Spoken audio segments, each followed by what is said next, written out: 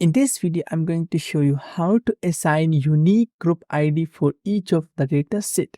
First thing, I will simply click here equal Xlookup, open parenthesis, select the first value, hit comma, select the entire column, hit comma, type row function, open parenthesis, select the entire column, close parenthesis for row function, close parenthesis for Xlookup function, hit enter, just double click, and this will calculate the unique group for each of the cell. Now, for example, I filter out, let's say 5. You can see for artificial intelligence, assign group ID 5. We can use the same formula in Excel table as well.